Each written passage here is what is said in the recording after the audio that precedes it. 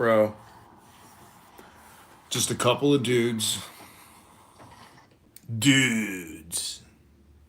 Dudes. Just a couple of dudes.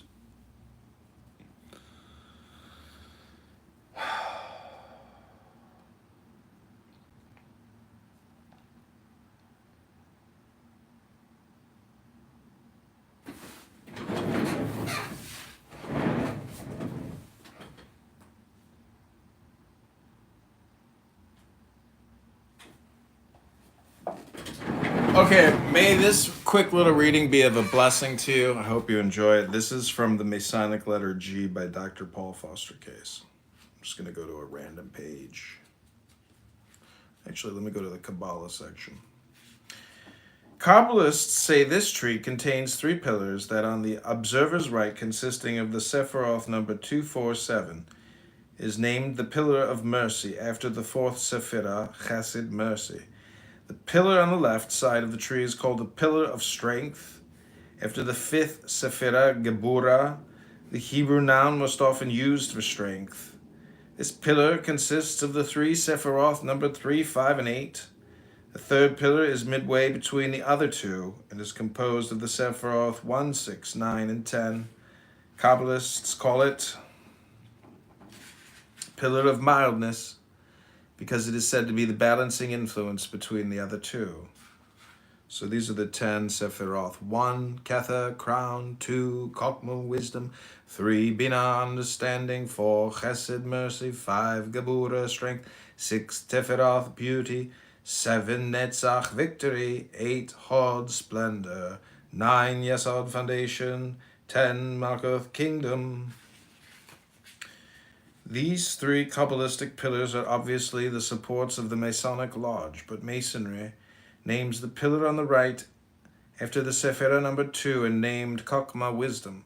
For the pillar on the left, it retains the Kabbalistic name strength. 2, the Kabbalistic middle pillar, which is also the middle pillar in the Lodge, it applies to the name beauty, taken from the title of the Sephirah numbered 6, Tifereth, beauty. All this will be better understood after the reader has inspected the accompanying diagram of the Tree of Life. From the Kabbalah. Freemasonry has also borrowed the method of using letters to represent numbers and numbers to represent words. Mackey says this device was frequently employed by the inventors of the higher degrees, such as those now included in the Scottish Rite. He might have added that it is one of the most important clues to the real secrets of the first 3 degrees constituting the Blue Lodge, everywhere conceded to be the foundation of the whole Masonic structure. Nothing can be much farther from the truth than the supposition that the so-called higher degrees confer any essential secret that is withheld from Blue Lodge Masons. All the mysteries of Freemasonry are synthesized in the 3 primary degrees. The higher degrees are no more than the elaboration and exemplification of what is communicated to the entered apprentice, the fellow craft, and the master mason, and the number-letter system of the Kabbalah is the key that unlocks this essential mystery.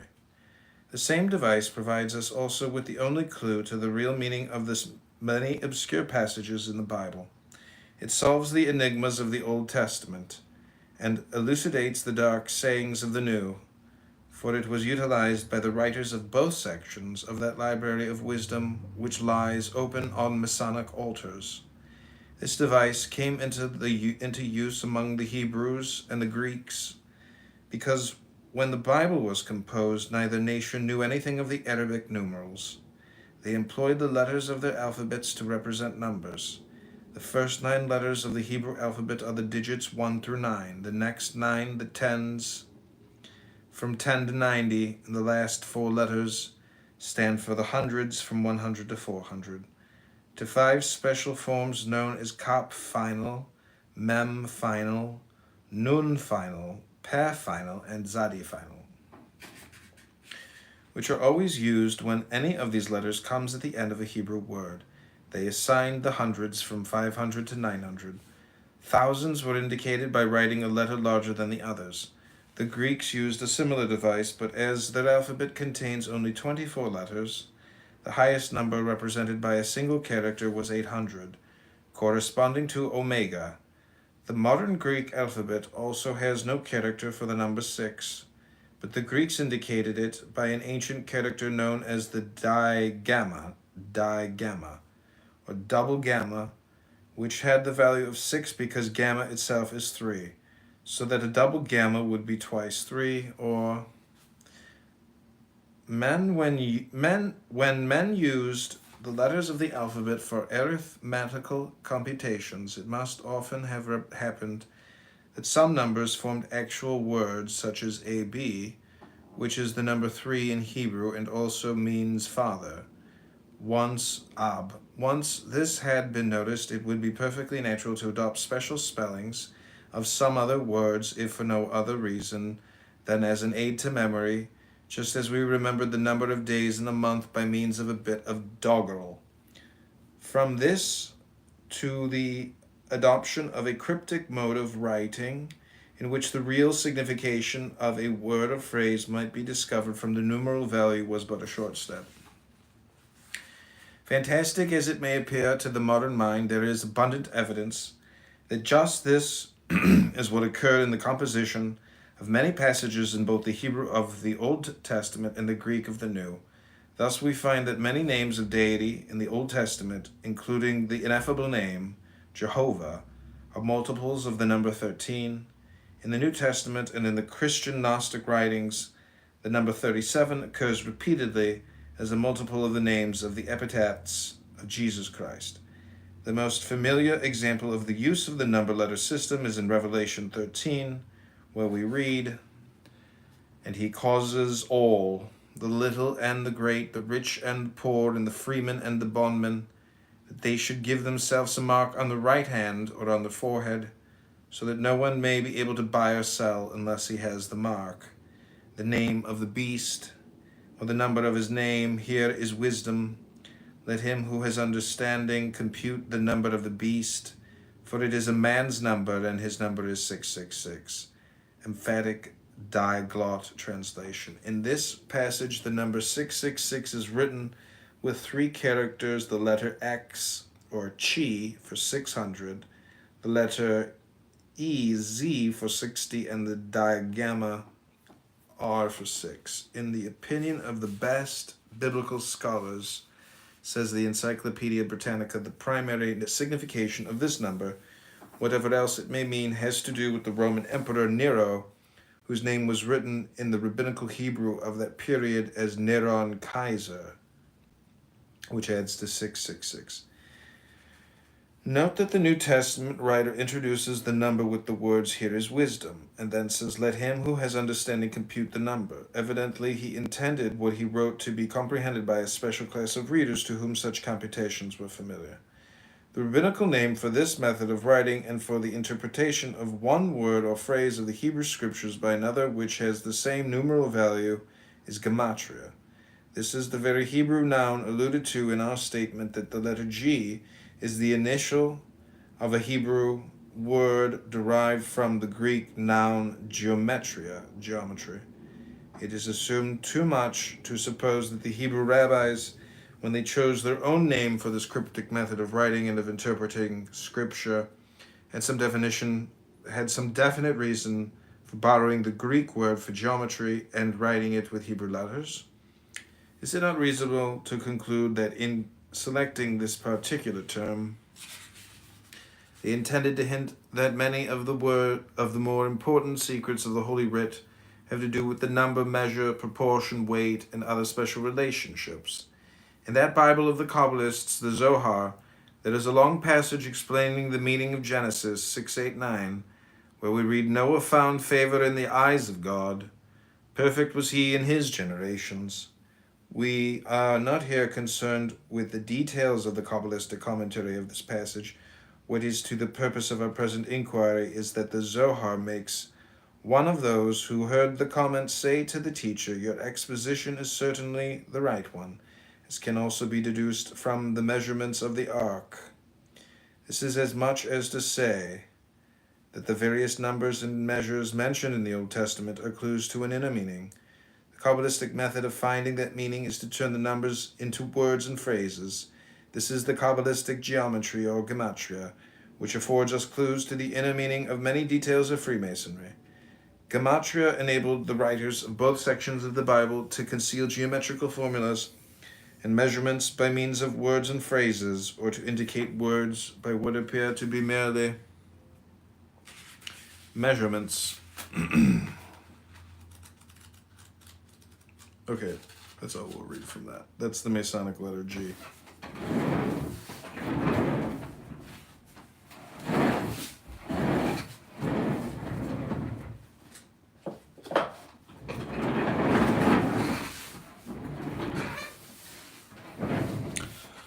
Okay, this is the Adrian Dittman Show. Hope you enjoyed that Torah study there.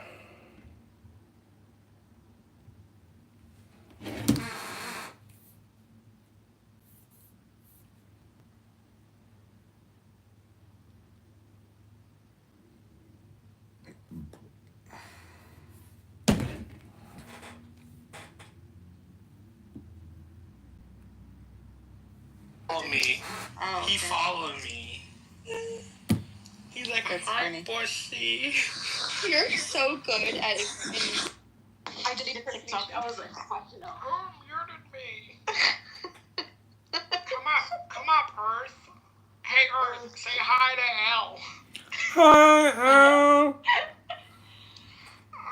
Al. This is Jefferson. So good. It's so perfect. Shut up, lol. Kill yourself. No, that one wasn't good. He said like, yes. Nora, I hope Nora dies. No, what did he say? You say it in his accent, Abby. Here comes a fucking wannabe single person who's barren with fucked up teeth here. Oh, hey, Rico. Oh. Hey, Rico. When I was jumping on stage, I didn't hear it, and you guys said it. Uh-huh. Been chasing little girls lately in school zones? Ooh. 19's an adult, yeah. Okay, well, make sure the wisdom tooth comes out. 19-year-old? He does. He loves that pedophilia shit. Yeah, it's How not old are you? pedophilia. It is kind of pedophilic. It's because she's younger, and she was like a fucking child. Like, not even born, probably. She was a child. She was born in 2004, by all sakes. Yeah, so I don't know, Bussy, you're a guy or something like that. You were literally in high school. You know what's happening? These black men have no peer group. The United States of America doing anybody wrong. It's all those crazy Muslims, with their beards and their horses, and of course they're suppressing their women and not eating pork chops for breakfast. Right, Sam? Okay, calling it the United States of America is not exactly making a great point.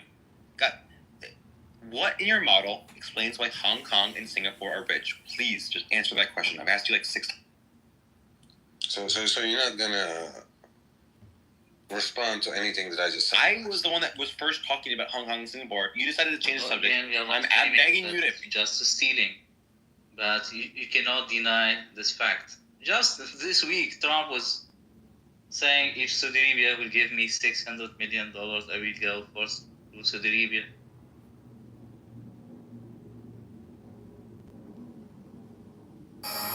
It isn't. McConnell voted. The universe tends to be expert John Mallon. And AT&T. John is an expert in physics, and Cora is an expert. Happens because of the laws. Excellent.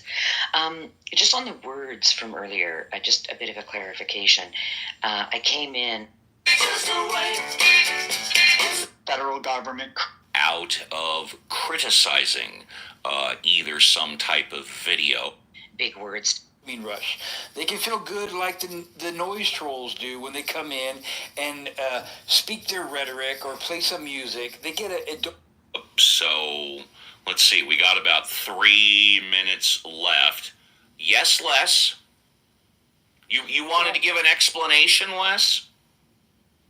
What I wanted to say is that you're putting them into it, like it just doesn't sound right. So it is a comments were just people seemingly today have lost the ability to have a comprehension of the meaning of the words that they are using. So it's coming out incoherent, but it might make sense to them. And that might be because of their limited apprehension and comprehension of the language in which they're choosing. The reason why I bring this up is because in the beginning was the word, and just the word logos and what logos actually means. It's, for example, it's basically, here, I'll put reason or the rational principle expressed in words and things, argument, or justification. Please delete your channel, bro. So it's just Please. important for anybody speaking or listening to have a understanding of logos and the meaning and comprehension of the words that they are using. I think is very important. I think it was a great comment, Wes, and just wanted to dig into it a little further. Thank you. I appreciate that. And before we move on to Elliot and Earth, there is a related word which nobody has brought up, probably because it's related. It arguably is related to word salad, but arguably not. And the word, I hope I'm pronouncing it right, is schadenfreude. And here is Alan Shore to explain the definition of schadenfreude. And after that, we'll go to Elliot and Earth.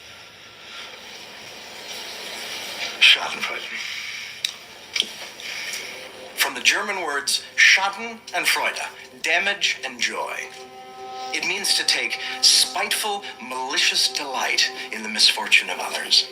We used to dismiss this as simply an ugly side of human nature, but it is much, much more than that. Recently, a Stanford professor actually captured Schadenfreude on a brain scan. It's a physiological medical phenomenon. When we see others fall, it sometimes causes a chemical to be released in the dorsal striatum of the Yo, Zach, this was my appearance on the Uncle Steve show today. brain, which actually causes Not this part, but coming up. us to feel pleasure. I think you were there when I If did my watch the trans news or read the papers, which of course you comedy don't because the routine. judge said not to. But if you did, you would see the undeniable, delicious joy of the media and the public over Kelly Nolan's plight. I have no doubt that you want Kelly Nolan to be punished. She married for money, she had an affair, she carried on naked in the pool with her boyfriend. She's cold, materialistic, unlikable.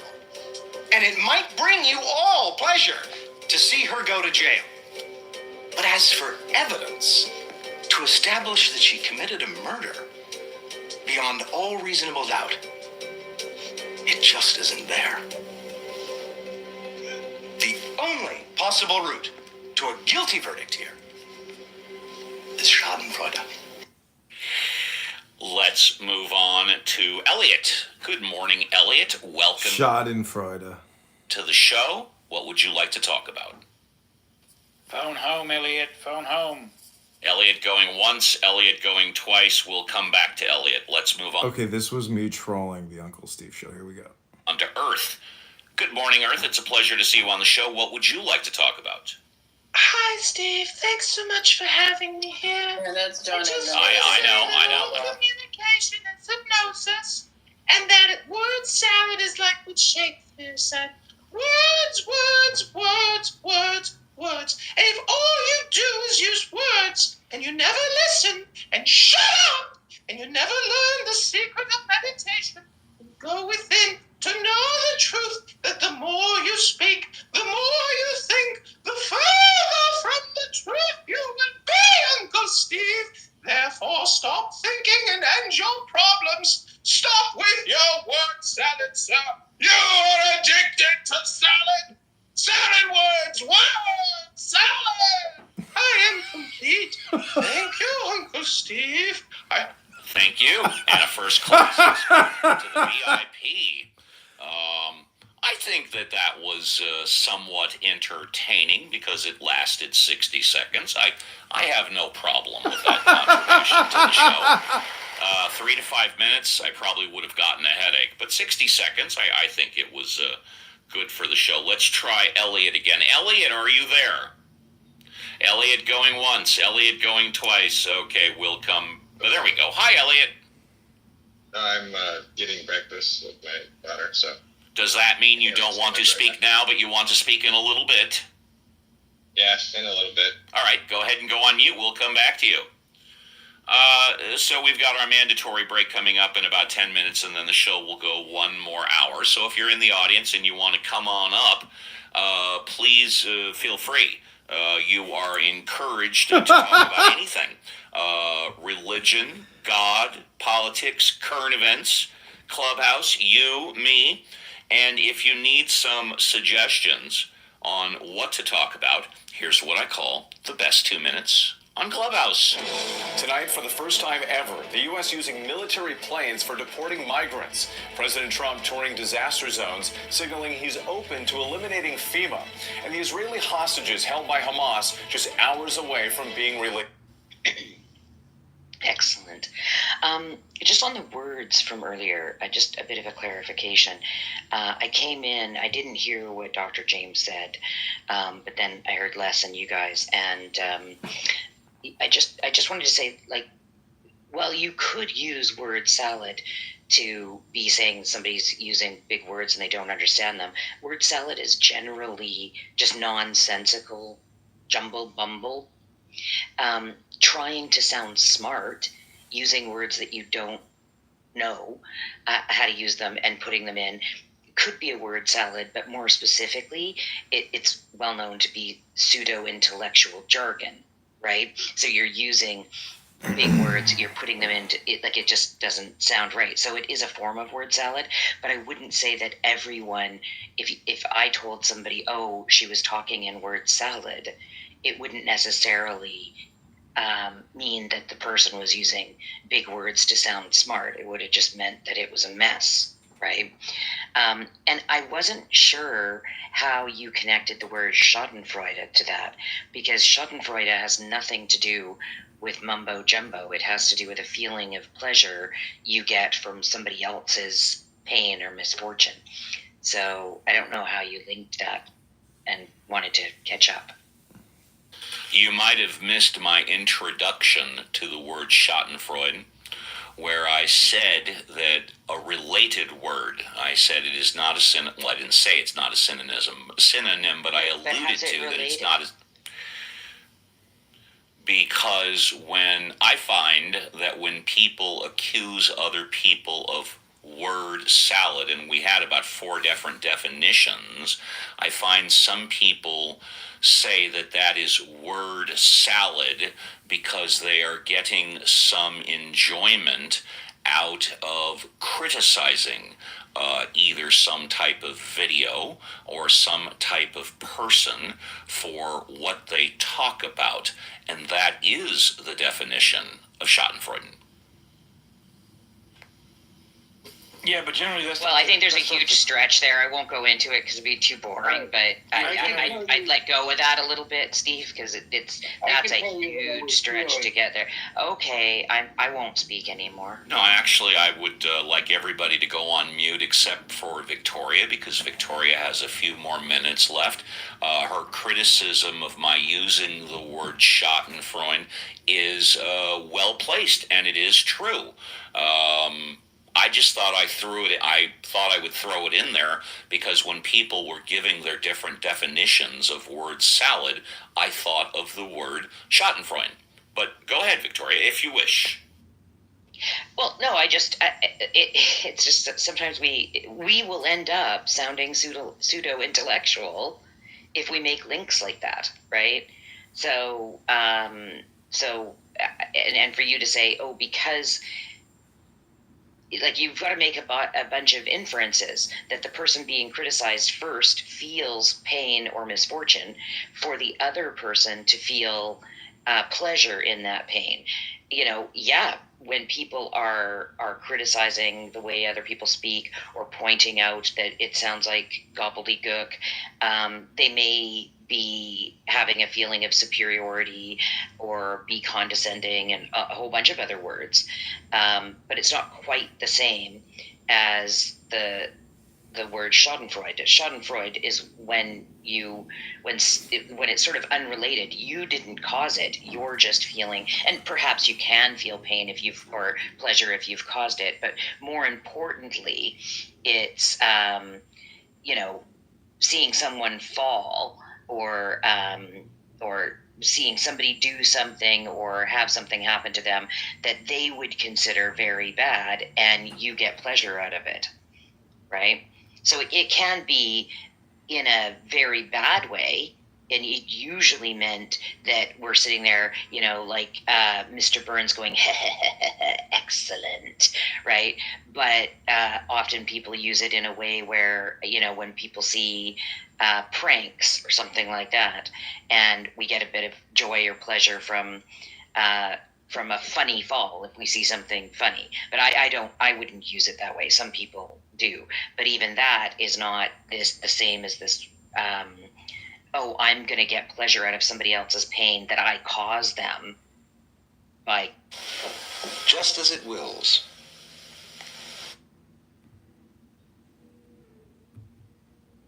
Critiquing them. It just didn't link. This is like the gobbledygook that this trans faggot is deciding to lay back upon people. It's like, what is a word salad? Well, let me show you what a word salad is. For me, and that's what I was looking for. I did hear your opening statement on it, that you said it was related, but I think that maybe the word isn't as familiar in your vocabulary as it is in mine. Maybe you just don't use it enough. I don't know, but not that you would need to use it. So anyway, it was just confusing. Word salad. And you've straightened it out. I just disagree, and that's okay. What the fuck did you even say, Victoria? I could be wrong. I could be totally wrong, right? It's okay. You are totally wrong. Okay for us to disagree. Thank you, Victoria. I agree with everything that you said. Everything that you said is spot on. I agree with it all. Thank you. Thanks, Show's Victoria. better with you than without you. I saw Ben Mendelsohn come on stage and then he took off. So let's see. We got about 3 minutes left. Yes, Les? You wanted to give an explanation, Les? What I wanted to say is that my motivation was not Schadenfreude. I know that. I think everybody else knows that too. Well, thank you so much. Thank you for clearing that up. JCC, would you like to comment? I see you raising your hand. Yeah, it's in relation to the misunderstanding when people call out someone for using word salad. It's not to, quote unquote, joy in their... This is Carlotta. Mistakes, right? So it's not Schadenfreude. That's another support what Les was saying. Well, you don't know that for 100% certainty, do you?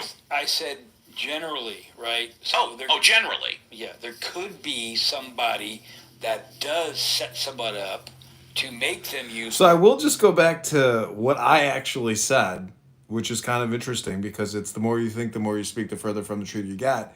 And immediately...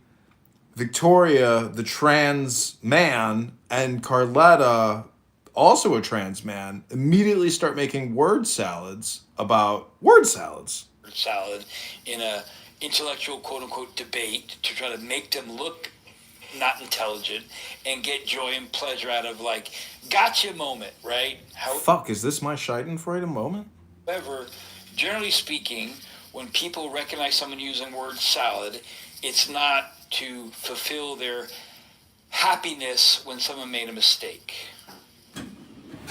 Well, I find, and this is just my opinion, that a lot of people come on to Clubhouse to criticize and argue with others, and I don't believe they would be doing it unless they experienced Schadenfreude. But maybe people disagree with that. I think a lot of people come on to Clubhouse to argue and disagree with other people because it makes them feel good. But that's just my humble opinion. That's not the same thing. Right? No, but that's not the same thing, though. It's not the same thing as Schadenfreude. Yeah. So right? They'll feel you good can feel. out of winning it. Okay. Yeah, they'll feel good out of winning an argument and get a dopamine rush. They can feel good like the noise trolls do when they come in and speak their rhetoric or play some music. They get a dopamine rush out of that. That is not necessarily schadenfreude at all. So I think you're misusing it, just like Victoria's trying to point out. Yeah, it really does mean something like you've got somebody in your life who you don't really like, but maybe you know them. Maybe it's somebody at work. Maybe it's an ex-spouse or something. And something terrible happens to them. They lose a family member. They break a leg or something like this. Like really misfortunate, right? Unfortunate, I should say. And then you actually feel like, good, fuck them. Good, I'm glad that happened to them. Right? It isn't a good thing.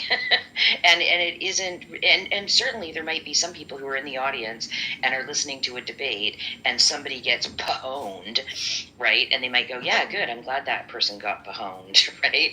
But, that it is a little bit of a different thing. So that's why I think, I'm not trying to get any pleasure out of critiquing. I'm just saying I think you're using the word wrong, and you should look into it. And if you disagree, that's fine. You can keep using it that way, and there will be disagreements. Because the consensus, it seems here, doesn't mean that consensus means anything to you, but is that that the word has been reflected wrong here, right? That's all. And, if it was somebody else who I didn't know, I wouldn't get on stage just to tell them, right? It's that, I care about you and your room being accurate. That's all. So I don't get any pleasure out of this. I'm quite uncomfortable. I don't know if you can hear that, but I'm quite uncomfortable right now, which I'm usually not. Oh, perhaps we could look up the etymology of the word, and that might help. Well, I'm on Google right now. I don't know about the etymology of the word. Take it for what it's worth. Google says, quote, Schadenfreude, pleasure derived by someone from another person's misfortune. I'll repeat, pleasure derived by someone from another person's misfortune. Right, and then if you click see more, the origin comes from German, and it's Schaden, which means harm, plus Freud, which means joy, right?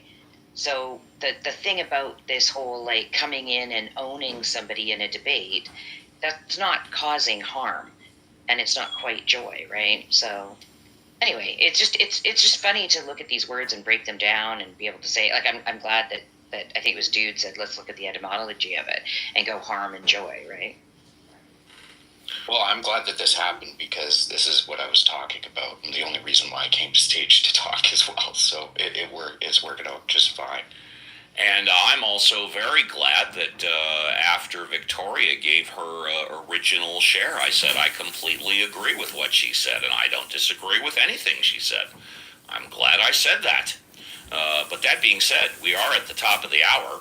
And 2 hours in the tank, 1 hour left. Thank you, Dr. James, John, Cora, Scott, for doing the heavy lifting. Everybody else on stage, contributions, shows better with you than without you. Everybody in the audience, we encourage you to come on up and talk about anything you want. We've been speaking a good part of the past hour about words and their meanings and how they're used and how they're not supposed to be used. This seems like an appropriate break song from the Beatles. Don't go away. We'll be right back on Ask the Atheist. I'm pretty much always willing to contribute, and so this particular thing I was thinking about this week, and it's related to a lot of what's been going on in government. I've been reading some kind of insider listserv conversations of clinicians who are employees of the federal government talking about what's been happening this week related to the eradication of DEI as the new sort of executive order policy of choice of this administration. And it seemed like it's really, for some folks who, for example, in my field, DEI is really in some ways at the core of what psychologists do and what people in mental health do, because taking one sort of torture into consideration and all sorts of other things into consideration related to race and mental status, et cetera, sexual orientation, gender orientation, all this sort of stuff it's really integral to the way we look at people to some degree, and it's at least an aspect of it that is even within the DSM-5 and ICD-11. This is something that it becomes part of an assessment. Is this sort of perspective, and what we do essentially is help care for people who are disproportionately affected by all sorts of different issues, and so the questions have come out understandably as people are basically being told and that you need to essentially rat on people who are trying to obfuscate any programs, any presentations, anything within any aspect, any level of the care that's being given right now. They're really this has come in fast and hard. It's kind of I don't know if it's like a shock and awe campaign to some degree in terms of what the hoped for impact is. But in any case, what I was going to say is people are really... Everything is now essentially Donald Trump. Everything is essentially a TDS, a reflection, or a TDS segmentation. I don't know. Do you understand what I'm saying? Where all roads lead to Trump now. Essentially, the TDS resistance movement is always there. Trump is the greatest mind virus that has ever come out of the pipelines. And Dr. James, in his field of psychology or psychiatry, if he really is a psychiatrist, I doubt it. But anyways, let's continue listening to the wisdom of Dr. James.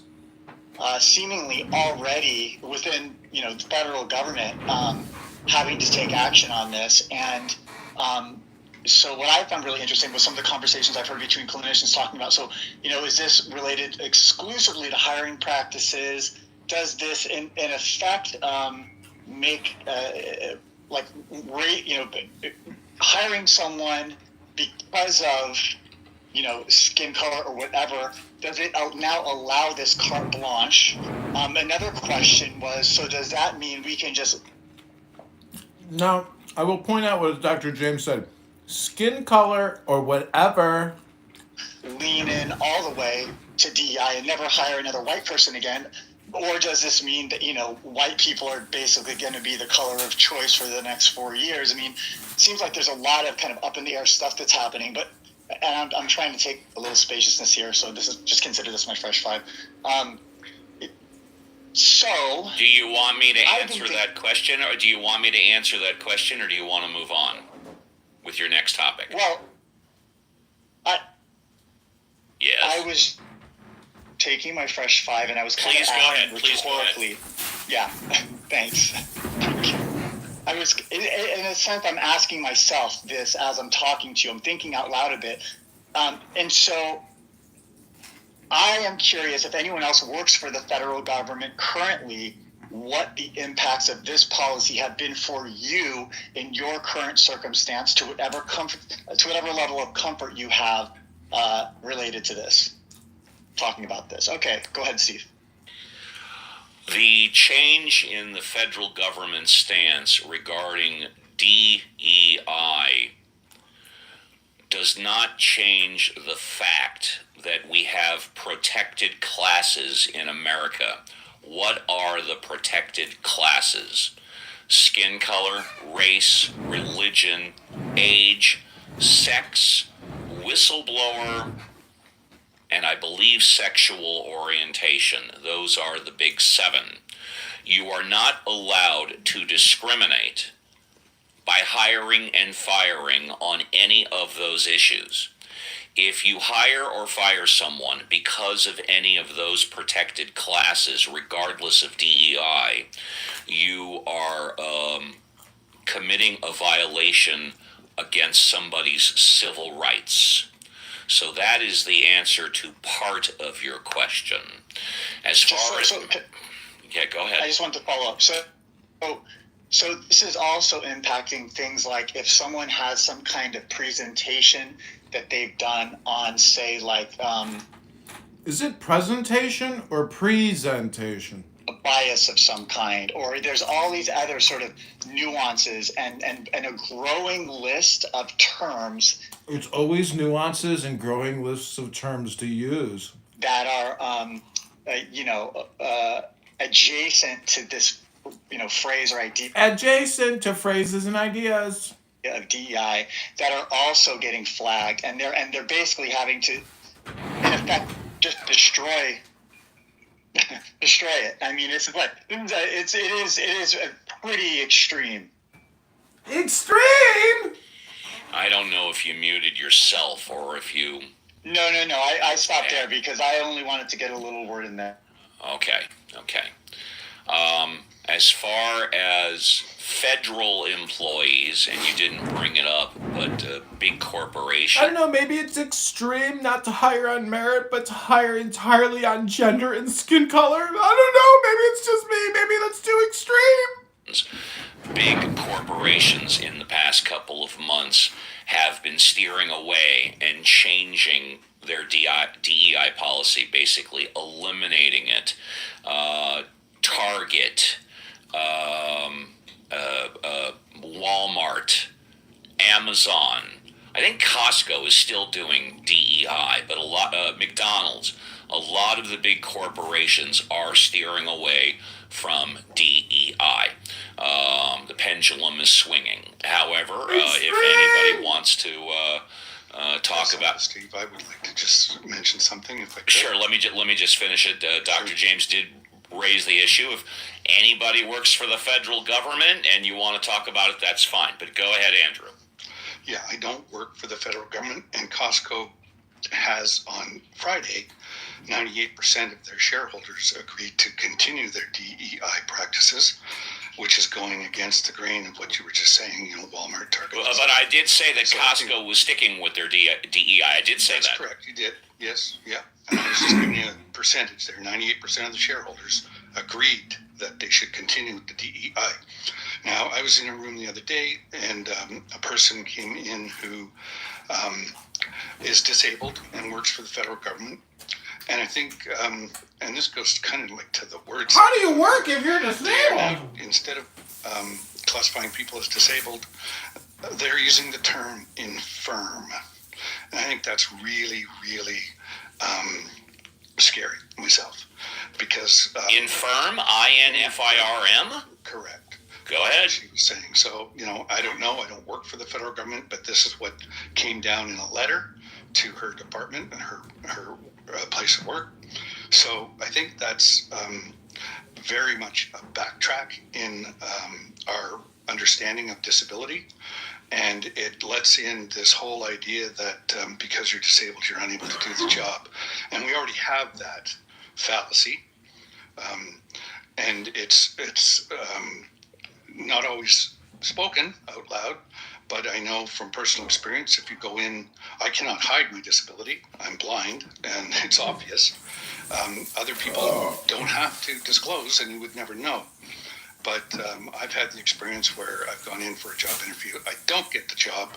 They don't state that it's because I'm blind or visually impaired, but the inferences are there nonetheless. You get ghosted, and you don't get a reason as to why you're not hired. That's fine. But definitely, I think there is a bias that's there, and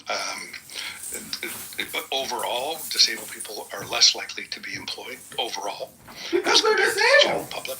So to utilize the word infirm, I think just adds into that whole narrative and reinforces it. And it's unfortunate and very discouraging.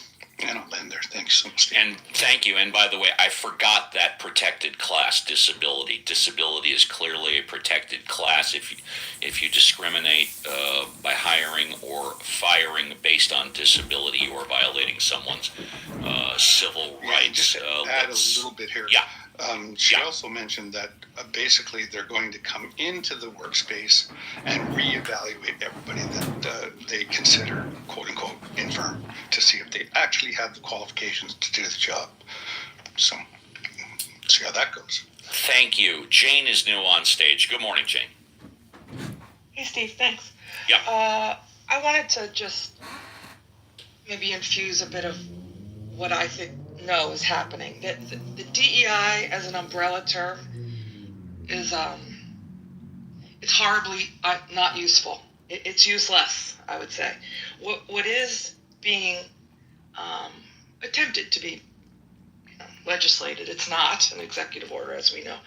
But one, I don't think the whole frame of protected class is going to be in existence in the near future, Steve. I think the dismantling of civil rights is what is actually, and I don't know, actually at play.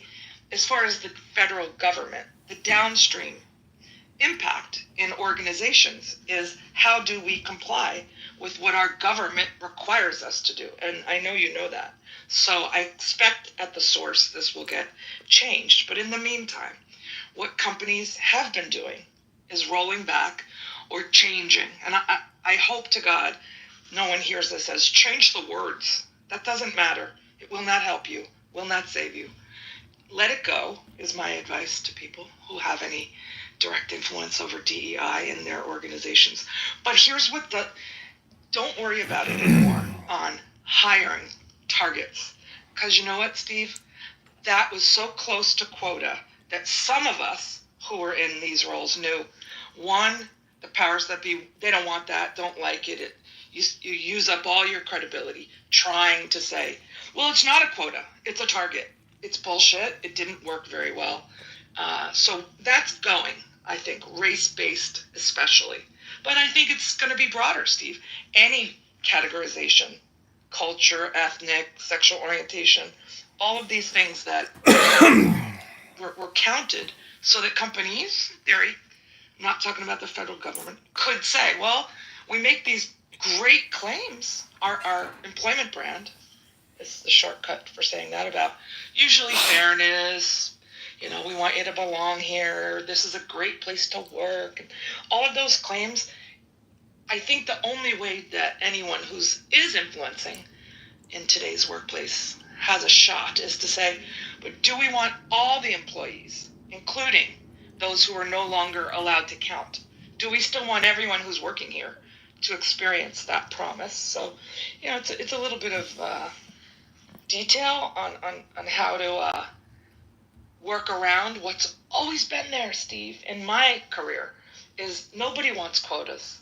They don't want to count. It immediately invokes feelings of preference, preferential treatment. So it really is the focus. As far as human beings working together, all those same quote identities who work there one day are there the next day, until the patterns of, exclusions start being unmanaged. Umbrella term is because I don't and I whether from receiving public Grandchildren.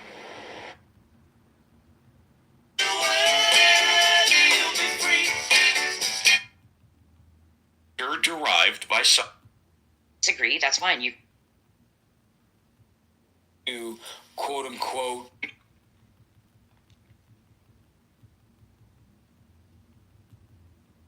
multiple cities are. We used to dismiss this as communication and once Elliot going twice. We'll come back to Elliot. Let's move on to Earth. Good morning, Earth. It's a pleasure to see you on the show. What would you like to talk about? Hi, Steve. Thanks so much for having me here. Yeah, that's John. I know. Communication and hypnosis, and that word salad is like what Shakespeare said. Words, words, words, words, words. And if all you do is use words, and you never listen, and shut up, and you never learn the secret of meditation, go within to know the truth, that the more you speak, the more you think, the further from the truth you will be, Uncle Steve. Therefore, stop thinking and end your problems. Stop with your word salad, sir. You're addicted to salad. Salad words, salad. I am completely complete. Thank you, Uncle Steve. Thank you. And a first-class escort to the VIP. I think that was somewhat entertaining because it lasted 60 seconds. I have no problem with that contribution to the show. 3 to 5 minutes, I probably would have gotten a headache. But 60 seconds, I think it was good for the show. Let's try Elliot again. Elliot, are you there? Elliot going once. Elliot going twice. Okay, we'll come. Oh, there we go. Hi, Elliot. I'm getting breakfast with my daughter, so. Does that mean you don't want to speak now, but you want to speak in a little bit? Yeah, in a little bit. All right, go ahead and go on mute. We'll come back to you. So we've got our mandatory break coming up in about 10 minutes, and then the show will go 1 more hour. So if you're in the audience and you want to come on up, please feel free. You are encouraged to talk about anything. Religion, God, politics, current events, Clubhouse, you, me. And if you need some suggestions on what to talk about, here's what I call the best 2 minutes on Clubhouse. Tonight, for the first time ever, the U.S. using military Republicans voted against, and the giant pandas go.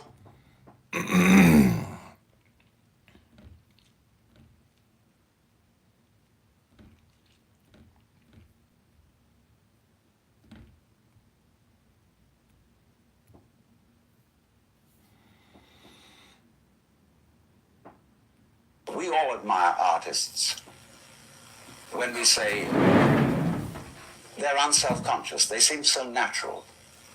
They seem to dance or paint or talk or play the piano so effortlessly. Of course, a lot of work has gone into it. But if you are a great artist, your so-called periods of practice, when you sit for hours and study your technique on the piano, you will not do that effectively unless it is a pleasure for you.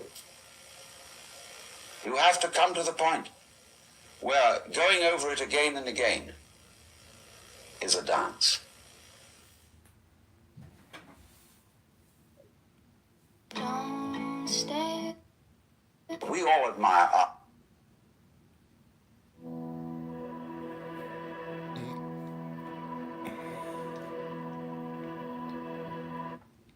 The unconscious is, so to say, the part of experience which is doing consciousness, just as the trough manifests the wave, the space manifests the solid, the background manifests the figure.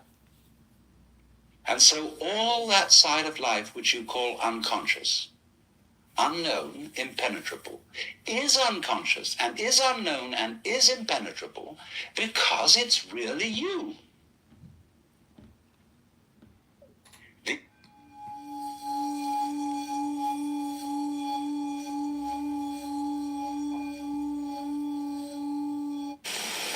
Hindus use incense, Buddhists use incense, Mohammedans use incense, Catholics use incense. But there came a break at the time of the Reformation when incense was somehow given up. Oh, Hebrews use incense too, or used to. And why is this? Why this repression of the sense of smell? I don't fully know the answer to that question, except to say that I do know that it is repressed. And that it's a shame. We're depriving ourselves of a whole world of wonder, because the nose is just as sensitive as the ears, and there can be music for the nose in the same way as music for the ears, and the same way as there can be glories for the eyes, there can be glories for the nose. And I don't know why we're so diffident, so uptight about admitting that we have noses. It's shocking news for us, for the human race, for our pride. You're only making a mess by trying to put things straight. You're trying to straighten out a wiggly world, and no wonder you're in trouble. So you can't do anything. So you can't transform yourself. And what can you do? What happens then if you actually realize you've come to a dead end? What happens when you just wait? There's nothing you can do. You watch. And all you see is what goes on that is happening of itself. You're breathing, the wind is blowing, the trees are waving, your blood is circulating, your nerves are tingling. It's all going on with itself. But do you know that's you? That's the real you. The you that goes on of itself.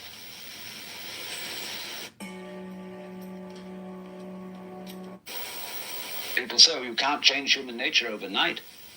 You're asking us to give up the ego. And that's the most difficult of all things to do. Actually, it isn't. Because the ego doesn't exist. But of course, if you try to give up your ego with your ego, then it'll take you to the end of time. Because this is the point. You can't transform yourself. You can't make yourself sane. You can't make yourself loving. You can't make yourself unselfish. And yet it's absolutely necessary that we be that way. It's absolutely necessary. If we are going to hand over the direction of nature to nature, which is what it comes to, it's absolutely necessary that we let go of ourselves, and it can't be done. Not by anything that we call doing it, acting, willing, or even just accepting things. You can't do it. Why? Because you don't really exist as that kind of a separate ego or personality. It's just an idea based on a phony feeling.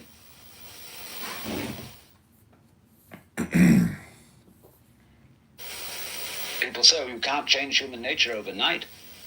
You're asking us to give up the ego. And that's the most difficult of all things to do. Actually, it isn't. Because the ego doesn't exist. But of course, if you try to give up your ego with your ego, then it'll take you. Now, from the moment we were little children, when teachers in class screamed at us, "Pay attention," we go tight in various ways. Either to see or hear more clearly, to concentrate, or to will something which is supposed to be difficult to do. And that constitutes a habitual tension over the whole body that's there almost all the time. And that feeling of unnecessary tension is, as it were, the material sensation upon which we fasten this concept of I. We hang it on to that feeling. The concept is not us. The feeling of tension is completely phony. It has nothing to do with success in seeing, hearing, or acting. And so we get the marriage of an illusion with a falsehood. And that we call ourselves. And no wonder we feel cut off from everything, alienated, frightened of life and death.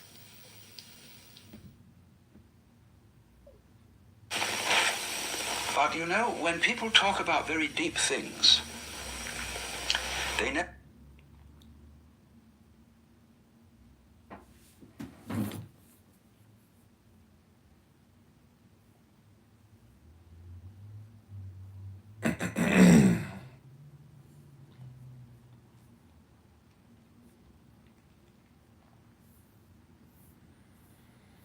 For thy guards. On a milk-white ass come over the sea, to me, come with Apollo in bridal dress, shepherdess and pythoness. Come with Artemis, silken shod, and wash thy white thigh, beautiful God. In the moon of the woods,